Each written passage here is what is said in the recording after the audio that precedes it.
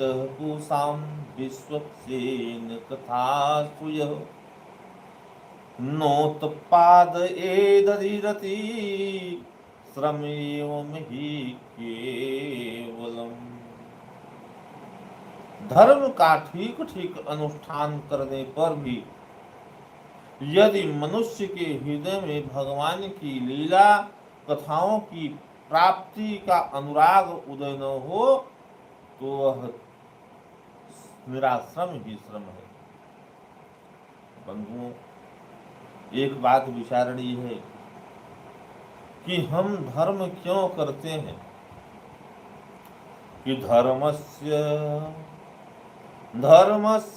ह्यापवर्गस्य नार्थोऽर्थायोपकल्पते नार्थस्य धर्मैकान्तस्य कामो लाभाय हि स्मृतः।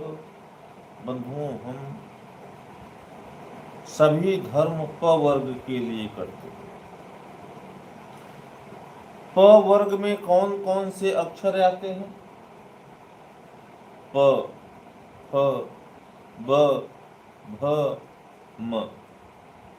प का मतलब है कि पाप से मुक्ति के लिए, और फ का मतलब होता है फल की प्राप्ति के लिए, ब का मतलब होता है बंधन से मुक्ति के लिए, और भ का मतलब होता है कि भय से मुक्ति के लिए, और म का मतलब होता है कि मृत्यु के समय हरि का दर्शन के लिए। बंधुओं, द्वितीय प्रश्न किया था कि किसी मंदिर में जाते हैं, वहां पर कई देवी देवता होते हैं, तो कैसे पता करें कि देवता कौन श्रेष्ठ हैं? तो सूत जी कहते हैं सौनकादि मुनियों से कि भैया निंदा किसी की मत करो और निष्ठा एक में रखो। बंधुओं, हम सभी के जीवन में एक उद्देश्य होना चाहिए और पूजा भी करनी चाहिए। बंधुओं, इष्ट किसे कहते हैं? बंधुओं, मान लो कि हमारी अधिक प्रीति राधा रमण जी में है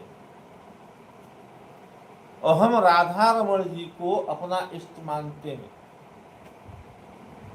यदि प्रीति सीताराम जी में है तो सीताराम जी को हम अपना इष्ट मानेंगे।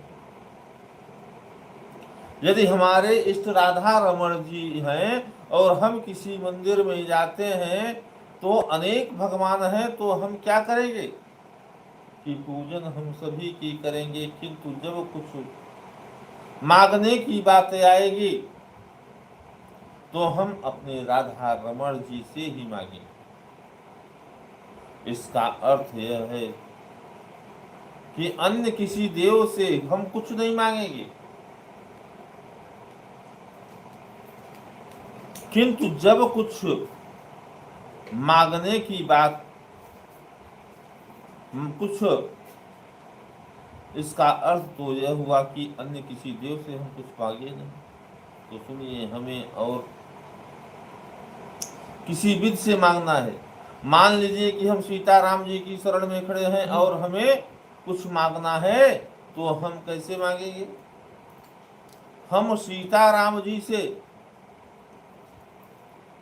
हम सीताराम प्रभु से कहेंगे कि आप श्री राधा कृष्ण जी से कह दीजिए कि हमारे बच्चे की बुद्धि अध्ययन में नहीं लग रही है। ऐसा हमारी आपके चरणों में भी प्रार्थना है कि हमारे बच्चे की बुद्धि अध्ययन में लगने लगे। और कहने का भाव यही है कि पूजा सभी की करो, किंतु निष्ठा, किंतु जब कुछ मांगने की बारी आए तो अपने इष्ट से। एक साधे सब सधे, सब साधे सब जात। एक साधे सब सधे और सब साधे सब जात।